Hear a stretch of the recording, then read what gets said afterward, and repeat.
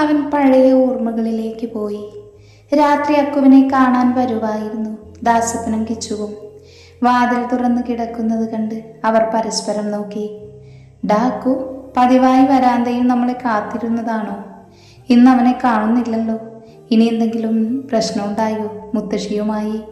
കിച്ചു തൻ്റെ സംശയം ദാസപ്പനോട് പറഞ്ഞു. എന്താണെന്നറിയില്ല, നമുക്ക് മുത്തശ്ശിയോട് ചോദിക്കാം. ദാസപ്പൻ അവനുമായി ഉമ്മറത്തേക്ക് കയറി നിന്നു. മുത്തശ്ശി. അകത്തുനിന്നും 60 വയസ്സ് പ്രായം തോന്നിക്കുന്ന ഒരു സ്ത്രീ ഇറങ്ങി വന്നു. നാടൻ കസവ് സാരിയായിരുന്നു അവരുടെ വേഷം. കാതിൽ കല്ലുകൾ പതിപ്പിച്ച സ്റ്റഡും കഴുത്തിലൊരു സ്വർണ്ണ ചെയിനും അതിൽ ആലിലെ കണ്ണൻ്റെ ലോക്കറ്റും നെറ്റിയിൽ ഭസ്മക്കുറിയും ചാത്തിയൊരു പ്രാർത്ഥന പുസ്തകവുമായി അവർ പൂമുഖത്ത് വന്നു. ആ മക്കളായിരുന്നു? മുത്തശ്ശി ഒരു ചിരിയോടെ ചോദിച്ചു.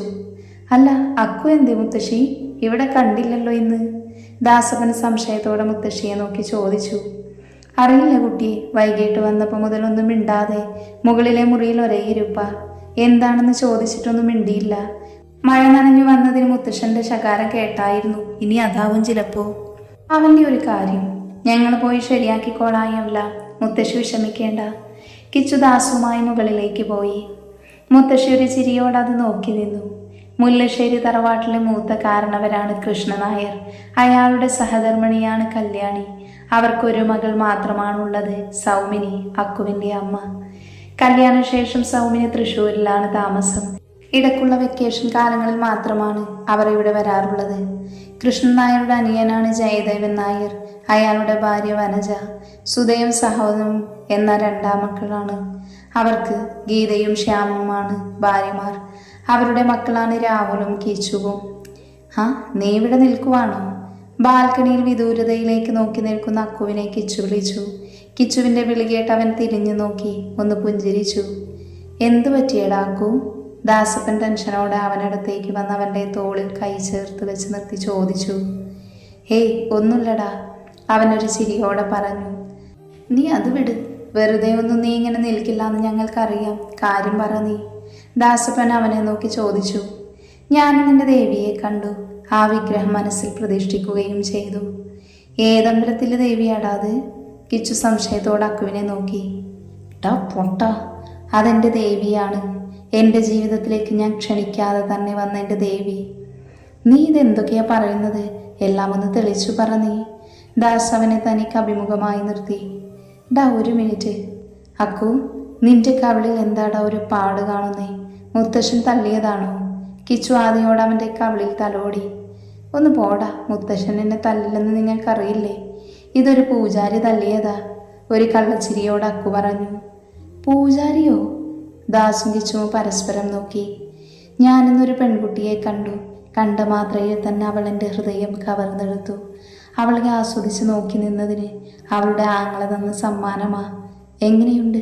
സൂപ്പറല്ലേ? പിന്നെ സൂപ്പറാ. അല്ല, ഈ ദേവിയും പൂജാരിയും ആരൊക്കെയാണെന്ന് വ്യക്തമാക്കാമോ? ഞാനിന്ന് സൈക്കിൾ ചെയിൻ പൊട്ടി നിന്നില്ലേ ഒരു സ്ഥലത്ത്? അവിടെ തൊട്ടടുത്തുള്ള ഒരു തറവാട്ടിലെ. അതാണ് എൻ്റെ ദേവിയുടെ ക്ഷേത്രം. ഓ, ശ്രീമംഗലത്ത് തറവാട്. അവിടെ ആരെയാ നീ നോക്കുന്നത്? കിച്ചു സംശയത്തോടെ അക്കുവിനെ നോക്കി. അവിടെ നന്ദുവും ദച്ചുവുമാണുള്ളത്. അതിൽ ആരെയാണവ മഹാൻ നോക്കാൻ ഉദ്ദേശിക്കുന്നത്? ദാസപ്പൻ ഒരു പുരികമുയർത്തി അക്കുവിനെ നോക്കി. ദീപു എന്ന് പറഞ്ഞ ആളാണ് എന്നെ തല്ലിയത്. എന്നെ തല്ലിക്കഴിഞ്ഞപ്പോൾ തന്നെ അകത്തുനിന്ന് ആ കുട്ടി ഓടി വന്ന് അയാളെ വലിച്ചുകൊണ്ട് പോയതായിരുന്നു. ദീപുവേട്ടെന്ന് വിളിക്കുന്നത് ഞാൻ കേട്ടതാ. ഓഹോ, അപ്പൊ നീ കണ്ട കുട്ടി മിക്കവാറും ദച്ചുവായിരിക്കും. ദീപുവിൻ്റെ പെങ്ങളാണത് ദീപ്തി. ദീപ്തി. അവൻ ആ പേര് മനസ്സിൽ ഉരുവിട്ടുകൊണ്ടിരുന്നു. എന്തു പറ്റിയാക്കൂ? അവളെ ഒരുപാട് ഇഷ്ടപ്പെട്ടോ നിനക്ക്? കിച്ചു അവനെ നോക്കി ചോദിച്ചു. അതേടാ, അവൾ ഇനി മുതൽ എൻ്റെ പെണ്ണാണ്, എൻ്റെ മാത്രം പെണ്ണ്. സാർ എഴുതില്ലെങ്കിൽ സാർ, കടേസ് സ്റ്റോപ്പ് വന്നാച്ച് സാർ. അവൻ പെട്ടെന്നാണ് ഓർമ്മകളിൽ നിന്ന് എഴുന്നേറ്റത്. ആയാസപ്പെട്ടവൻ കണ്ണു തുറന്നു. സൂര്യരശ്മികൾ അതിൻ്റെ തീക്ഷ്ണതയിൽ കണ്ണിൽ പതിച്ചുകൊണ്ടിരുന്നു. ഒരു കൈ കൊണ്ട് മുഖം മറച്ചവൻ പതിയെ അയാളെ നോക്കി. സാർ എഴുതില്ലെങ്കിൽ സാർ. ഓ സോറി എന്നാ കൈകൾ ഉയർത്തി അയാളോട് പറഞ്ഞു. മെല്ലെ തന്നോട് ചേർന്ന് കിടക്കുന്ന മക്തുവിനെ നോക്കി. അവളിപ്പോഴും നല്ല ഉറക്കത്തിലാണെന്ന് മനസ്സിലാക്കി അവൻ അവളെ മെച്ചിമാതെ നോക്കി നിന്നു. കാറ്റിൽ എങ്ങോട്ടെന്നില്ലാതെ പാറി പറക്കുന്ന മുടിയിഴകൾ അവ മെല്ലെ അവളുടെ അധരങ്ങളെയും കവിൾത്തടങ്ങളെയും സ്പർശിച്ച് കടന്നു പോകുന്നു. അറിയാതെ തന്നെ അലിഞ്ഞു പോകുവാണ് അവളിൽ, അവൻ മനസ്സിലോർത്തു. ആദ്യ ചുംബനത്തിനായി അവൻ്റെ അധരങ്ങൾ കൊതിച്ചു. അറിയാതെ തന്നെ അവൻ്റെ അധരങ്ങൾ അതിൻ്റെ ഇണയെ തേടിപ്പോയിക്കൊണ്ടിരുന്നു. മുഖത്തേക്ക് വീണു കിടക്കുന്ന മുടിയിഴകൾ പതിയെ അവളുടെ കാതോരം ചേർത്തു വെച്ചു. അധരങ്ങൾ നെറ്റിയോടടുക്കാൻ ഒരുങ്ങവേ അവളുടെ ഫോൺ റിങ് ചെയ്തു. തൽക്ഷണം അവൻ അകന്നു മാറി. ഒരു ഞെട്ടലോടെ അവൾ ഉണർന്ന് ഉറക്കച്ചടവോടെ ഫോൺ എടുത്തു. ഹലോ, പറയടി, എന്താ വിളിച്ചേ? എന്താന്നു നീ ഇത് ഏതു കാട്ടിലാടി പോയേക്കുന്നേ? എത്ര തവണ വിളിച്ചു, ഇപ്പോഴാ ഒന്ന് കണക്റ്റായത്. എൻ്റെ തെച്ചു ഇങ്ങനെ ചൂടാവല്ലേ, ഞാനിപ്പോൾ എത്തും. നീ വേഗം സ്റ്റാൻഡിൽ വരാൻ നോക്ക്. വെയിറ്റ് ചെയ്തു. കട്ട പോസ്റ്റ് തരാനാണ് ഭാവമെങ്കിൽ അറിയാലോ, നിന്റെ മുതുക് പള്ളിപ്പുറമാക്കും ഞാൻ. അത്രയും പറഞ്ഞ് ഫോൺ കട്ട് ചെയ്തു. വീണ്ടും അവൻ്റെ തോളിൽ ചേർന്ന് കിടന്നു. പെട്ടെന്നാണ് ബോധത്തിലേക്ക് വന്നത്. ഒരു ഞെട്ടിലോടെ അവൾ ഉണർന്ന് മാക്കാനെ നോക്കി. ഒരു വളിച്ച ചിരി സമ്മാനിച്ചു. ധൃതിയിൽ അകന്നു മാറി തൻ്റെ ലഗേജ് എടുത്തു. എൻ്റെ ഈശ്വര, ഞാൻ ഇത്രയും നേരം ഈ മാക്കാൻ്റെ തോളാണോ ബെഡാക്കിയത്? എന്ന കൊല്ല്, ഈ മാങ്ങമോറൻ എന്തു കരുതി കാണും എന്നെപ്പറ്റി? ഓർത്തിട്ട് തന്നെ നാണക്കേടായി. പതിയെ നഖം കടിച്ചുകൊണ്ട് അവൾ മനസ്സിലോർത്തു. ഓ ഗോഡ്, അവൻ തൻ്റെ കൈ തലയിൽ കൊടുത്തുകൊണ്ട് പറഞ്ഞു. ഞാനെന്ത് വിഡ്ഢിത്തരമാണ് കാണിക്കാൻ പോയത്? ആ ടൈമിൽ അവൾ എഴുന്നേറ്റിരുന്നെങ്കിൽ എന്തു കരുതിയേൻ എന്നെപ്പറ്റി? No Ashi, no, don't do this kind of nonsense again. അവളുടെ സമ്മതമില്ലാതെ അവളെ സ്പർശിക്കുന്നത് പോലും തെറ്റാണ്, അവൻ മനസ്സിൽ പറഞ്ഞു. ശേഷമൊന്നും അറിയാത്ത ഭാവത്തോട് അവളെ നോക്കി. മാധു, സ്റ്റോപ്പ് ഇതാണ്, താൻ ഇറങ്ങ്. ഒന്ന് തലയാട്ടി കാണിച്ചു. വേഗം സീറ്റിൽ നിന്നും ചാടി എഴുന്നേറ്റ് അവന് പുറകെ ഇറങ്ങി. പുറത്തിറങ്ങി അവൻ തൻ്റെ ഇരു കൈകൾ മുകളിലേക്ക് ഉയർത്തി പിടിച്ച് കുടയാൻ തുടങ്ങി. അയ്യേ, ഈ മനുഷ്യനൊരു നാണോ മാനോ ഇല്ലേ? നാട്ടുകാർ കാണുമെന്നൊരു വിചാരവും ഇല്ല. കഷ്ടം തന്നെ. മനസ്സിലോർത്ത് ചിരിക്കാൻ തുടങ്ങി. അവളുടെ നിൽപ്പ് കണ്ടവൻ അവൾക്ക് അഭിമുഖമായി നിന്നു. മാധു തന്നെ പിക്ക് ചെയ്യാൻ ആരെങ്കിലും വരുമോ? അല്ലെങ്കിൽ തനിച്ചാണോ പോകുന്നത്? ഫ്രണ്ട് വരും, അവൾ ഒരു ചിരിയോടെ പറഞ്ഞു. ഏത് ഫ്രണ്ടാണ്? ദച്ചു ആണോ? അമ്പോ, എൻ്റെ ഫ്രണ്ട്സിൻ്റെ പേരൊക്കെ അറിയാലോ തനിക്ക്, അവൾ ചിരിയോടെ ചോദിച്ചു. പിന്നെ അറിയാതെ ഈ യാത്രയിൽ താൻ കൂടുതൽ ടൈം പറഞ്ഞത് അവരുടെ കാര്യങ്ങളല്ലേ? അപ്പം അത്ര പെട്ടെന്ന് അവരെ മറക്കാൻ പറ്റുമോ എനിക്ക്? ഓ അങ്ങനെ, അപ്പം എന്നെക്കുറിച്ച് അറിയണ്ടേ തനിക്ക്? തന്നെക്കുറിച്ച് ഇനി എന്താ അറിയാനുള്ളത്? അവൻ സംശയത്തോടെ അവളെ നോക്കി. എൻ്റെ പേര് അവന്തിക ദിനേശ്. ഞാനിവിടെ ലോയൽ കോളേജ് PG ജോയിൻ ചെയ്തേക്കുക. നാട്ടിലെ എറണാകുളത്താണ് വീട്.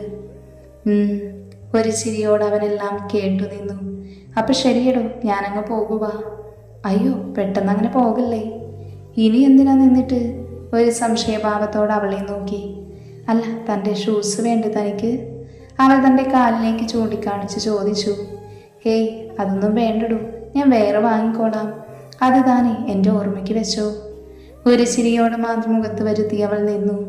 അപ്പം ശരി മാധു, ഇനി എവിടെയെങ്കിലും വെച്ച് കാണാം. അല്ല, തൻ്റെ പേര് പറഞ്ഞില്ലല്ലോ ഇതുവരെ. അവൾ ആകാംക്ഷയോടെ അവനെ നോക്കി. ഞാനേ സ്ട്രേഞ്ചേഴ്സിനോട് പേര് പറയാറില്ല, ഒരു കള്ളച്ചിരിയോട് അവളോട് പറഞ്ഞു. ഒന്ന് പോമാക്കാനേ, ചുമ്മാ സീനാക്കില്ലേ. മര്യാദയ്ക്ക് പേര് പറ. ഒരു പേരിലൊക്കെ എന്തിരിക്കുന്നു മാധു? താനെന്നെ ഇത്രയും നേരം എന്താ വിളിച്ചത്? മാക്കാനെന്ന്. ഇനിയും അത് തന്നെ വിളിച്ചാൽ മതി. ഇനി കാണുമ്പോൾ മാക്കാനെ എന്നൊരു വിളിയും ഒരു പുഞ്ചിരിയും മാത്രം നിന്നിൽ നിന്നും എക്സ്പെക്റ്റ് ചെയ്യുന്നുള്ളൂ. അല്ല, താനെങ്ങോട്ടാ പോകുന്നെന്ന് പറഞ്ഞില്ലല്ലോ. ചെറിയ പരിഭവത്തോടെ അവനെ നോക്കി. അതെനിക്കും അറിയില്ല. എൻ്റെ ജിന്നിനെ തപ്പിയുള്ള യാത്രകളാണ് എൻ്റെ ജീവിതം. ഒരു മൂളൽ മാത്രം നൽകി അവൾ തല താഴ്ത്തി നിന്നു. എന്തു പറ്റി മാധു? ആകെ ഡള്ളാണല്ലോ മുഖം. ഇനി എന്നാ വീണ്ടും കാണാൻ പറ്റുന്നത്? പരിഭവത്തോടെ അവനെ നോക്കി. ഇനിയൊരു കണ്ടുമുട്ടൽ ഉണ്ടായെന്നറിയില്ലടോ. ഭൂമി ഉരുണ്ടതാണല്ലോ. അപ്പോൾ എവിടെയെങ്കിലും വെച്ച് തമ്മിൽ വീണ്ടും കാണുമായിരിക്കും. ശരിയടോ, ഇനി നിന്ന ടൈം പോകും. അപ്പം ഞാൻ പോകുക. ബായ് മാധു. അവൻ അവൾക്ക് തന്നെ നേരെ തൻ്റെ കൈകൾ നീട്ടി. ഒരു മടിയോടെ അവൾ അവൻ്റെ കയ്യിൽ പിടിച്ചു. ഇതെന്താടോ ഒരു ജീവനില്ലാത്ത ഷെയ്ക്കാൻഡ് തരുന്നത്? എവിടെ പോയി ആ എനർജറ്റിക് ആയിട്ടുള്ള മാധു? ഉള്ളിൽ ഉടലെടുത്ത് സങ്കടം മുഖത്ത് പ്രതിഫലിപ്പിക്കാതെ ഒരു ചിരിയുടെ മുഖംമൂടി അണിഞ്ഞവൾ വീണ്ടും ആ കൈകൾ മുറുക്കെ പിടിച്ചു. ദാ ഇപ്പോഴാണ് പഴയ എൻ്റെ മാധു ആയത്, അവനൊരു ചിരിയോടെ പറഞ്ഞു നിർത്തി. ഇനി യാത്ര ചോദിക്കുന്നില്ല. പതിയെ കൈകൾ അഴിച്ചു അവൻ നടന്നു. കണ്ണിൽ നിന്ന് മുതിർന്നു വീഴാൻ കാത്തിരിക്കുന്ന കണ്ണുനീർ തുള്ളികളെ തടഞ്ഞു നിർത്തി. അവനെ നോക്കി കൈകൾ അകന്നപ്പോൾ പറഞ്ഞറിയിക്കാൻ പറ്റാത്തൊരു ഹൃദയവേദന. വെറും ഒരു ദിവസത്തെ പരിചയം മാത്രം, എന്നിട്ടും വിട്ടകന്നപ്പോൾ മനസ്സിന് വല്ലാത്തൊരു ഭാരം. ഈ വികാരത്തെ എന്തു വിളിക്കും ഞാൻ? അവൻ നടന്നകലുന്നത് ഒരു മിഴിനീരോടെ അവൾ നോക്കി നിന്നു. വീണ്ടും ഒരു കണ്ടുമുട്ടൽ ഉണ്ടാകുമെന്ന വിശ്വാസത്തോടെ അവളും നടന്നകന്നു. ഒന്ന് തിരിഞ്ഞു നോക്കിയിരുന്നെങ്കിൽ എന്നവൾ ഒരുപാട് ആഗ്രഹിച്ചു. എന്തു മനുഷ്യനാണ്! ഒന്ന് തിരിഞ്ഞു നോക്കാൻ പാടില്ല ഇയാൾക്ക്. ഒന്നുമില്ലെങ്കിലും ഇത്ര നേരം കൂടെ ഉണ്ടായതല്ലേ ഞാന്. ഒടുക്കത്തെ ജാട തെണ്ടിയാ. ഇയാളെ നോക്കി നിന്ന് എന്നെ വേണം പറയാൻ. മനസ്സിൽ പറഞ്ഞ ബാഗുമെടുത്ത് തിരിഞ്ഞു നടന്നു. ഡീ പോത്തേ! ആ വിളി കേട്ട് അവൻ സന്തോഷത്തോടെ നിന്നു. അല്ലെങ്കിലും എനിക്കറിയാം എന്നോട് മിണ്ടാതെ പോകാൻ എൻ്റെ മാക്കാന് പറ്റില്ല എന്ന്. ഒരു ചിരിയോട് അവൾ തിരിഞ്ഞു നോക്കി. പക്ഷേ പ്രതീക്ഷകളെയെല്ലാം ഒറ്റ നിമിഷം കൊണ്ട് തകർത്തഴിച്ചു. അയ്യോ നീയോ? അപ്പം നല്ല ഗാംഭീര്യമുള്ള സൗണ്ട് പോലെ തോന്നിയതോ? വന്ന് വന്ന് സ്വന്തം കാതും പണി തന്നു തുടങ്ങി. ടീ നന്ദൂട്ടി, നീ എന്ത് ചിന്തിച്ചോണ്ട് നിൽക്കുക? നോക്കിയേ, നിന്റെ ദച്ചുവാ. ദച്ചു ഓടി വന്ന് അവളെ വാരിപ്പുണർന്ന് കവളിൽ മൃദുവായി ചുംബിച്ചു. കൂട്ടിനായി ഒരു കടിയും കൊടുത്തു. എടി പിശാചേ, പിടടി, വേദനിക്കുന്നു. നന്ദു അവളെ തള്ളി മാറ്റി. എത്ര നേരമായടി കാത്തിരിക്കുന്നു. നീ ഇതെവിടെ പോയതാടി? അവളുടെ ലഗേജ് എല്ലാം കയ്യിലെടുത്ത് സംശയത്തോടെ ദച്ചു ചോദിച്ചു. ഞാനൊന്ന് സന്യസിക്കാൻ പോയതാ. എന്തേ? എൻ്റെ പൊന്നു മോളെ, മതി. അവഞ്ഞ കോമഡി എനിക്ക് പണ്ടേ താല്പര്യമില്ല. ദച്ചു അവളെ നോക്കി പറഞ്ഞു മുന്നേ നടന്നു. പതിയെ സംശയത്തോടെ തിരിഞ്ഞു നോക്കി. അല്ല നന്ദൂട്ടി, എനിക്കൊരു സംശയം. എന്താടി? ചോദിച്ചോ നീ. ഇതെന്ത് കോലം അടി? ദച്ചു പറഞ്ഞത് കേട്ടാണ് അവൾ തൻ്റെ കോലത്തെക്കുറിച്ച് ചിന്തിച്ചത്. ശേഷം ചെറിയ ഗൗരവം നടിച്ച് അവളെ നോക്കി. എൻ്റെ കോലത്തിന് എന്തൊരു കുഴപ്പം? എന്താ കുഴപ്പമില്ലാത്തേ? ഡ്രസ്സൊക്കെ മൊത്തം അഴുക്കായി, ആകെ മൊത്തം ക്ഷീണിച്ച് കുളമായി നിൽക്കുന്നു. അതൊക്കെ പിന്നെയും പോട്ടേന്ന് വയ്ക്കാം. ഈ ഷൂസ് ആരെയാടി? എന്ത് കോലാടി ഇത്? നീ വന്ന വഴിക്ക് വല്ല ഉത്സവത്തിനും കയറിയോ? ദേ, എൻ്റെ വായിലെ വികട സരസ്വതി വെറുതെ പുറത്ത് ചാടിക്കണ്ട, ഓർത്തോ ദച്ചു? ഞാൻ കാര്യമായി ചോദിച്ചതാ. ഇതാരുടെ ഷൂസാടി? സത്യം പറഞ്ഞു നന്ദൂട്ടി. ഇതൊരാൾ ഗിഫ്റ്റ് തന്നതാടി, ചെറിയ നാണത്തോടെ പറഞ്ഞു അവൾ. നാണം വരുന്നോ നിനക്ക്? അതൊന്നും നിനക്കില്ലാത്ത വികാരങ്ങളാണല്ലോ. അപ്പോൾ ഇത് അത്രയും വേണ്ടപ്പെട്ട ആരോ നൽകിയതാ. സത്യം പറ, ആരാ കക്ഷി? ഒരു പുരികമുയർത്തി ദച്ചു നന്ദുവിനെ നോക്കി ചോദിച്ചു. ഏതു കക്ഷിയാ? അത് തന്നെ ഞാൻ നിന്നോട് ചോദിച്ചേ. എടി, ഞാൻ ഇവിടെ എത്തിയിട്ട് കുറച്ച് ടൈം കഴിഞ്ഞതാ. പിന്നെ കുറച്ച് മൗത്ത് ലുക്കിംഗ് പരിപാടി ഒന്ന് കറക്കി. അല്ലടി ദച്ചു, നിനക്ക് എങ്ങനെ മനസ്സിലായി ഞാനിപ്പോൾ എത്തുമെന്ന്? അതൊക്കെ ഒരു ഗസ് വെച്ച് കണ്ടുപിടിച്ചതാ. എന്തേ? അതൊക്കെ പോട്ടെ. ഇത്തിരി മുൻപ് നിന്റെ അടുത്തുനിന്ന് പോയ കക്ഷി ആരാ? മര്യാദയ്ക്ക് കണ്ടില്ല, ബട്ട് ആള് ചുള്ളനാണെന്ന് എനിക്ക് മനസ്സിലായി. ഓ മൈ ഗോഡ്, ഇവൾ അയാളെ കണ്ടിരുന്നോ? ഇപ്പോൾ പിടികൊടുത്ത് ശരിയാകില്ല. നന്ദു ആലോചനയിൽ മുഴുകി. നീ ഇതെന്താടി ആകാശത്തോട്ട് നോക്കി നിൽക്കുന്നേ? നിന്നെ ഞെക്കിക്കൊല്ലണോ അതോ കടലിൽ താത്തണോ എന്ന് ആലോചിച്ചതാ. എന്തിന്? നന്ദു ഒരുപാട് ഉരുളാതെ കാര്യം പറ. ആ പോയ ചുള്ളനാരാ? എനിക്കറിയില്ല. ഒന്നും അറിയാത്ത ഭാവം നടിച്ച് അവൾ മുന്നോട്ട് നടന്നു. അതെ, എങ്ങോട്ടേക്കാണ് ഈ നടപ്പ്? പാതാളത്തിലേക്ക്. എന്തേ, നീ വരുന്നില്ലേ? നന്ദൊരു പുച്ഛം കലർത്തി പറഞ്ഞു. എങ്ങോട്ടാണെങ്കിലും ഞാനുണ്ട് നിന്റെ ഒപ്പം. അതെനിക്കറിയില്ലടി ദച്ചു മോളെ. മതി, നമുക്ക് പോകാൻ നോക്കാം. ദച്ചു നന്ദുവിനെ ചേർത്ത് പിടിച്ചു നടന്നു. തൻ്റെ യെല്ലോ വെസ്പയിൽ ലഗേജ് വെച്ചു. ദച്ചു, ഇതാരാണ്? നൈസാണല്ലോടി. ഇതൊക്കെ എന്ത്? ഇതിലോ വലിയ സർപ്രൈസ് നീ കാണാൻ പോകുന്നതേ ഉള്ളൂ. പിന്നെ ഈ വണ്ടി തൊട്ടപ്പുറത്തെ ഫ്ലാറ്റിൽ ആൻറ്റിയുടെ കുറച്ചു നേരത്തെ കടം മേടിച്ചതാ. എങ്ങനെയുണ്ട്? പൊളിച്ചില്ലേ? പിന്നെ പറയാനുണ്ടോ? സൂപ്പർ.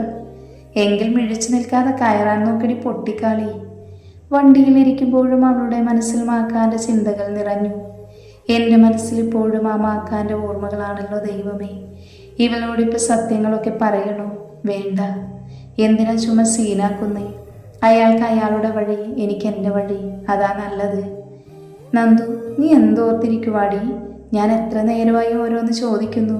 നീ എന്ത് മറുപടി തരാത്തത്? ദച്ചു ദേഷ്യത്തോടെ അവളെ തിരിഞ്ഞു നോക്കി. ചിന്തയിൽ നിന്നും ഉണർന്ന് ഞാൻ അവളെ ഒന്ന് നോക്കി. എൻ്റെ ദച്ചു നേരെ നോക്കി ഓടിക്കടി. വന്നപ്പോൾ തന്നെ പരലോകത്തേക്കുള്ള വിസ അടിച്ചു തരല്ലേ? ജീവിക്കാനുള്ള കൊതി കൊണ്ട പൊന്നുമോളെ. പിന്നെ ഒന്നും രണ്ടും പറഞ്ഞ് വഴക്കായി. വഴക്കടി തുടങ്ങിക്കഴിഞ്ഞാൽ പിന്നെ അങ്ങ് അമേരിക്ക മുതൽ കൊടുങ്ങല്ലൂർ വരെയാണ് പരിജ്ഞാനം.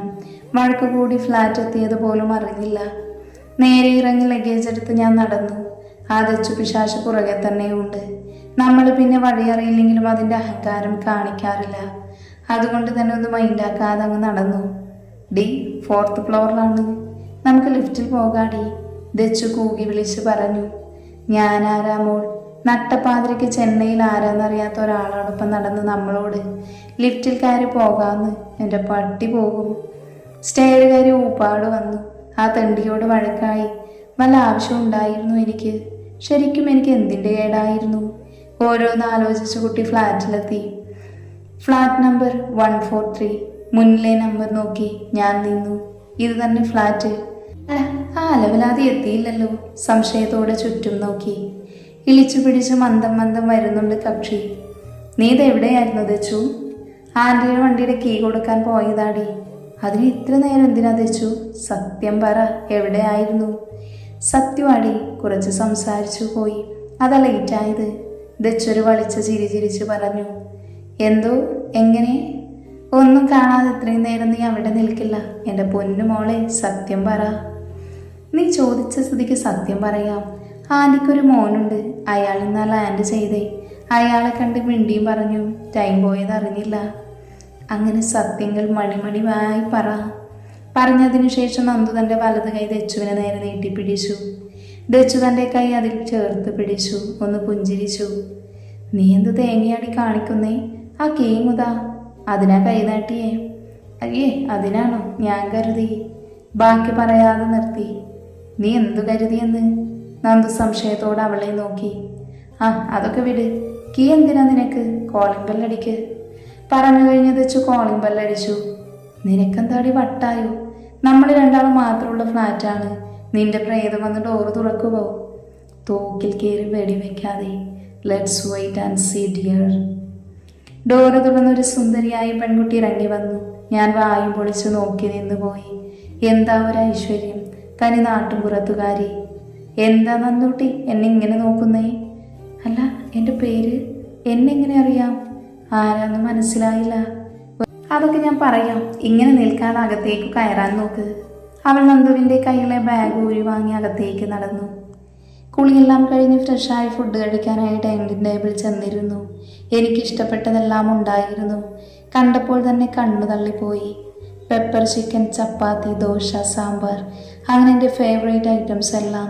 മൊത്തത്തിലൊരു കൺഫ്യൂഷൻ എവിടുന്ന് തുടങ്ങും? നമ്മൾ പിന്നെ പണ്ടേ കോഴി ഐറ്റംസിനോട് ചായ്വ് കൂടുതലുള്ളത് കൊണ്ട് ചപ്പാത്തിയും ചിക്കനും വെച്ചങ്ങ് താങ്ങി. അരെ വാ, എന്താ ഒരു ടേസ്റ്റ്! ഒന്നും പറയാനില്ല, വേറെ ലെവല്. സത്യം പറയടി ദച്ചു, ഇത് ഏത് ഹോട്ടലിലെ ഫുഡാണ്? ഏതായാലും നമുക്ക് ഈ ഹോട്ടൽ അങ്ങ് ഫിക്സ് ആക്കാം. ഇത് ഹോട്ടലിലെ ഫുഡൊന്നുമല്ല, നമ്മുടെ അപ്പമ്മോടെ കൈപുണ്യമാണ്. എങ്ങനെയുണ്ട്? പറയാനുണ്ടോ? സൂപ്പർ. എനിക്ക് അപ്പോഴേ തോന്നി.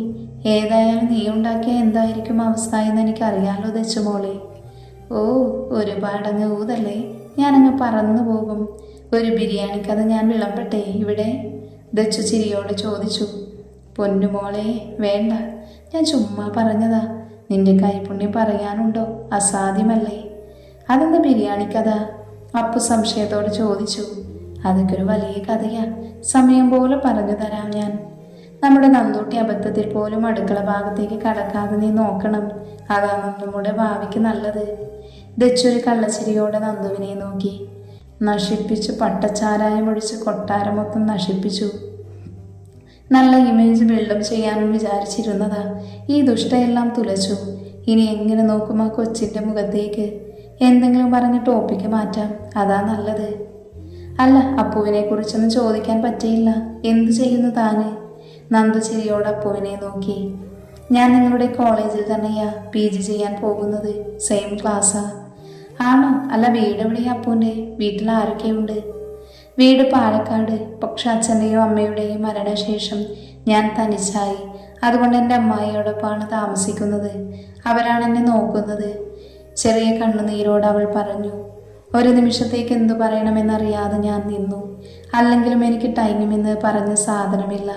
എനിക്കിതിപ്പോൾ ചോദിക്കേണ്ട വല്ല ആവശ്യമുണ്ടോ? ഇനി എന്തു പറഞ്ഞ് അതിനെ സമാധാനിപ്പിക്കും? പതിയെ ദച്ചുവിനെ നോക്കി. എൻ്റെ അമ്മ എന്നെ ഇപ്പോൾ കൊല്ലുമെന്ന മട്ടിൽ അവളുടെ നിൽപ്പ് ഓർത്തിട്ട് ഒരെത്തും പിടിയും കിട്ടുന്നില്ല. ഒരു സോറി പറയാം, അല്ലെങ്കിൽ സീൻ കോൺട്രയാകും. I am really sorry. ഞാൻ അറിയാതെ ചോദിച്ചു പോയതാ. പതിയെ ഭക്ഷണം നിർത്തി എഴുന്നേൽക്കാൻ ഭാവിച്ച നന്ദുവിനെ ദച്ചു തടഞ്ഞു നിർത്തി. മോൾ എങ്ങോട്ടാ? ബാക്കി കൂടി കഴിച്ചിട്ട് എഴുന്നേറ്റാൽ മതി. നിന്റെ ബാക്കി കഴിക്കാൻ നിന്റെ കെട്ടിയോൻ വരുമോ? കൃത്രിമ ദേഷ്യത്തോടെ ദച്ചു ചോദിച്ചു. അല്ല, എൻ്റെ വയറ് ഫുള്ളായി, അതാ. അതൊന്നും പറഞ്ഞാൽ പറ്റില്ല, നീ കഴിച്ചിട്ട് പോയാൽ മതി. തിണ്ടി തൊരാടി നിനക്ക്. അവളെ നോക്കി ഒന്ന് പേടിപ്പിച്ചിട്ട് ഒരു ദോശ എടുത്ത് പ്ലേറ്റിലേക്ക് വെച്ച് പതിയെ കഴിക്കാൻ തുടങ്ങി. എടി, അപ്പുറത്തെ ഫ്ലാറ്റിൽ ആൻറ്റിയുടെ മോനെ ഒന്ന് കാണണം. എന്താ ഒരു ലുക്ക്! നല്ല കട്ട താടിയും മീശയും, ഹെയർ സ്റ്റൈല് ഒന്നും പറയാനില്ല മോളെ. പിന്നെ ആകെ ഒരു കുഴപ്പം, കുത്തമ്മിനാർ പോലെ ഹൈറ്റാണ്.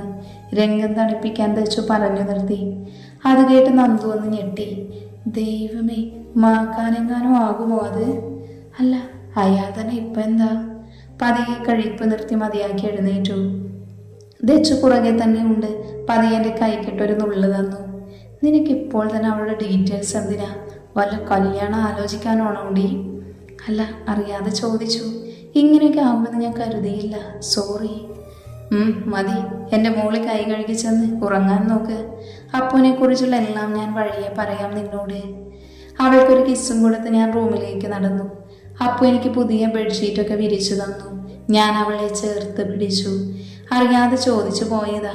ഇനി മുതൽ ആരുമില്ലെന്നോർത്ത് സങ്കടപ്പെടരുത്. നിനക്ക് ഞാനും ദച്ചുവും ഉണ്ടാകും എപ്പോഴും. ഇനി നമ്മൾ 3 പേരും ഒരമ്മ പെറ്റ മക്കളാ. അത്രയും പറഞ്ഞ് ഞങ്ങൾ പരസ്പരം നോക്കി ചിരിച്ച ശേഷം അപ്പു മുറിയിൽ നിന്നും ഇറങ്ങിപ്പോയി. ബെഡ് കണ്ടാൽ പിന്നെ പറയണ്ട. പതിയെ ഞാൻ നിദ്രയെ പുണർന്നു. എനിക്കേറെ പ്രിയപ്പെട്ട ഒരാളുടെ ഓർമ്മകളുമായി.